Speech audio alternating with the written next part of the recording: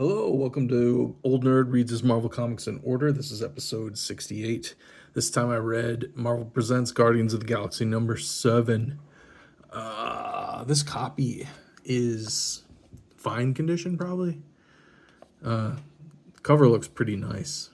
There's some ticks up the spine, a little damage here, a little creasing there. The real bad part of it are the pages are kind of brittle. They've yellowed pretty good. I don't know if you can see it, but there's a moisture mark here where it got wet. But otherwise, I would give it at least a fine condition. This is another bonkers Steve Gerber tale. The storyline is nuts. It's finishing up. I guess it's kind of finishing up this little story arc where they're inside this pocket universe type place, inside a giant floating man in space. It's crazy, and this is Steve Gerber. I go all the way back to the video 13.5 actually of Old Nerd Reads His Marvel Comics in Order.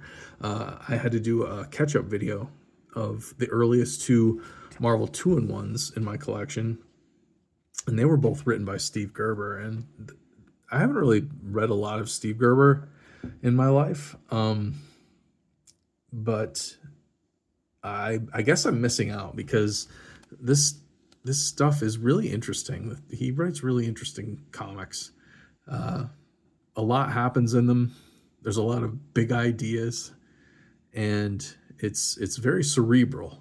I would call it cerebral reading compared to most other comics that are coming out right around this time, especially the ones that I've been doing old nerd videos for. The concepts, I don't even know. I can't describe it really, other than it's much deeper than your basic comic book story. The artwork in this, again, by Alan Milgrom.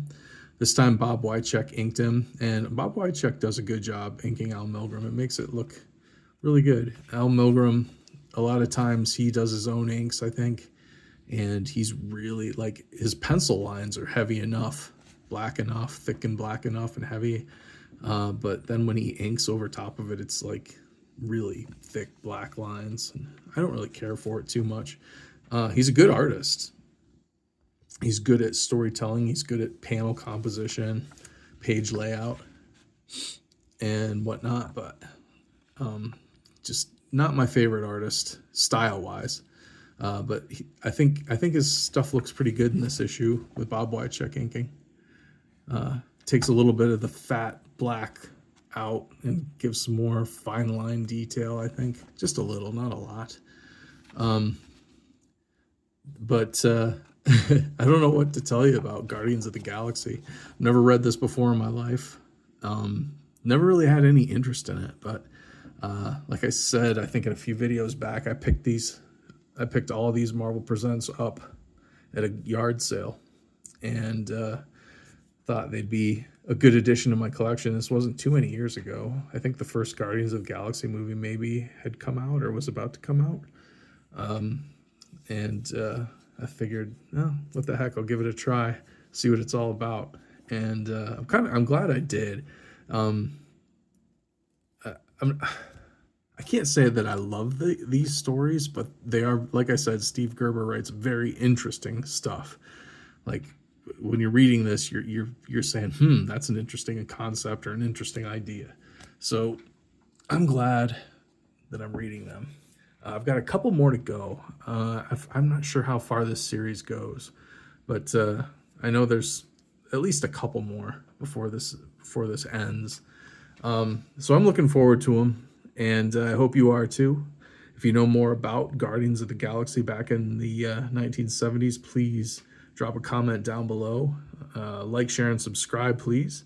If this kind of thing's interesting to you, this is a series of me reading my Marvel Comics collection in publishing date order. So every time I read an issue, I make a video for it. And like I said, they're coming out, unless I forget, which I often do.